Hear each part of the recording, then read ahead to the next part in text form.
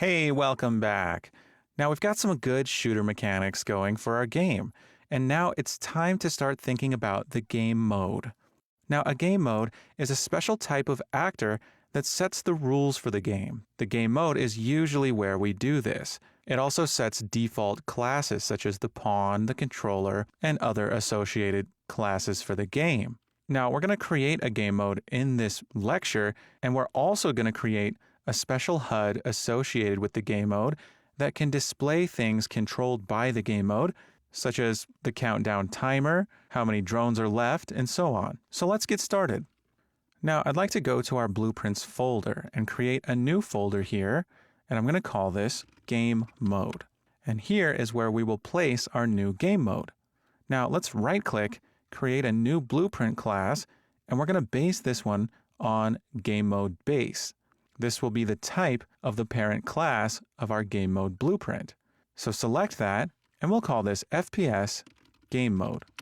Now double-click to open up this Game Mode Blueprint, and it looks a lot like our other blueprints. We have a begin play, we even have a tick, and we can place logic here that determines the rules of the game. Now, if we select FPS Game Mode, under Classes, we see in the Details panel several different classes that can be set as the default classes for our game.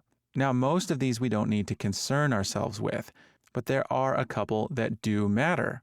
The one we're concerned with right now is the default Pawn class. We're going to select the drop-down and choose FPS Character. That way, when we're using this game mode, the default pawn will be FPS Character. Now let's compile and save that. Now we can set the default game mode for our overall game project in Project Settings. Let's go to Edit and Project Settings. And under Maps and Modes, here's the default game mode for our project. We can open the dropdown and select FPS Game Mode. And if we expand the dropdown below, we see our default pawn class is set to FPS Character because these are set in our FPS game mode. So that's how we set our default game mode for the overall project. Now, you can override the game mode in individual levels. You do that in the world settings here. So if we leave this set to none, we'll use that project default FPS game mode. But if you had multiple game modes for different levels, you would override them here in the world settings. We're going to leave that blank. So now we have a game mode. Now, I'd like to create another widget blueprint that we can associate and control by the game mode. So let's go to our HUD folder and create a new HUD. We're going to make a new widget blueprint, and I'm going to call this Game Mode HUD. Let's open this up. Now here we're going to add some things to our canvas panel that are associated with our game mode. For one, I'd like to know how much time we have remaining, so let's add text, and I'll add this to the top right here. And the first thing I'll do is change the anchoring so it's anchored to the top right. And I'm going to change the text to say time remaining with a colon there. Now I can resize the text widget so it contains all of the text, and I'm going to change the typeface to regular like that. Now I can rename this text widget to time remaining text. And I'd like some more text here to show me how many drones are left. Now I can simply copy this text widget. I can select it here, Control C and Control V, and I have a duplicate. And I'm going to call this one drones remaining text and change its text to say drones remaining.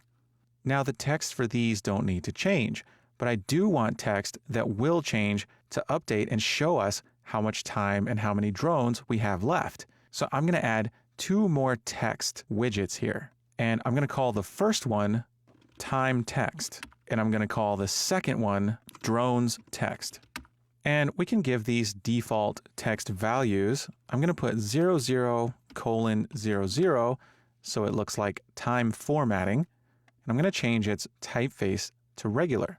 And I'm going to change the text block for drones left and put a value such as 13 and change its typeface to regular. This way we can sort of see what it looks like with the values there, even though we're going to change these at runtime.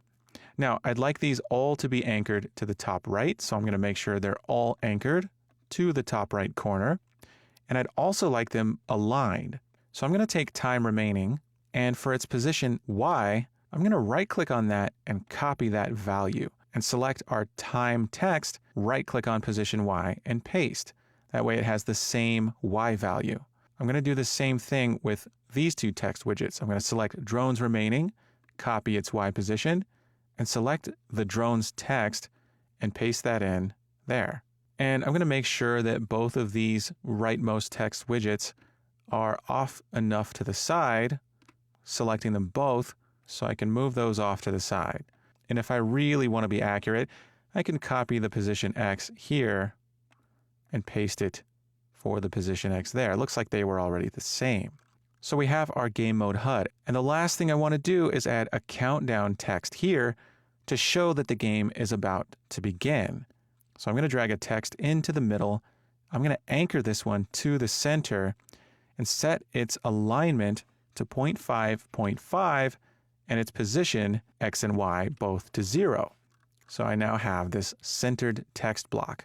Now I'm going to set its text to say 3, and it went to the side there. But if I scroll down, I find this justification. If I select align to center, now it's in the middle. So that looks great. Now this text I want to be a bit bigger, so I'm going to up the size a bit, which means I may need to adjust its actual widget size. And I'm going to change the typeface to regular. And since I went and changed it, I need to go back and set its position to 0, 0. Now it's centered. So we now have a game mode widget blueprint. We'd like to add this to the viewport, and we should do this in the game mode itself. So I'd like you to add our new game mode HUD to the viewport. Do this in the game mode's begin play. Use a create widget node and use add to viewport. And we're going to want a variable to store this widget in so we can access its properties and change them. So promote this to a variable and call it what you like. I'll probably call mine game mode HUD. Pause the video and do this now.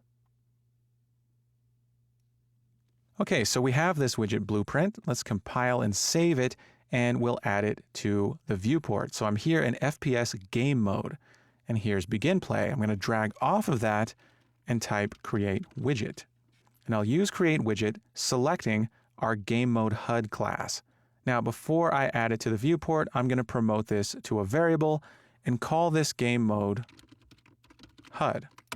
Now we have a variable, and we can add this to the viewport. So I'm going to type add to viewport and pass in the value of game mode HUD. Now, if I compile and hit play,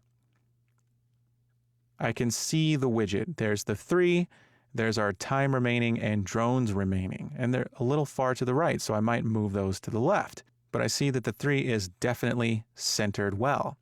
Okay, so making a couple minor adjustments. I'm going to select all 4 of these, holding Shift and left clicking, and I'm going to hold Shift as I drag to the left, and I'll drag them only to the left in the X. So let's see how that looks. And I think that looks pretty good. So we now have our own custom game mode, where we've set our FPS character as the default pawn class. And we saw that we're using that game mode because we created a new widget and added it to the viewport, and we also have a variable storing a reference to that widget. Now we can change the values of those text widgets in our widget blueprint, game mode HUD, at runtime. Great job. I'll see you soon.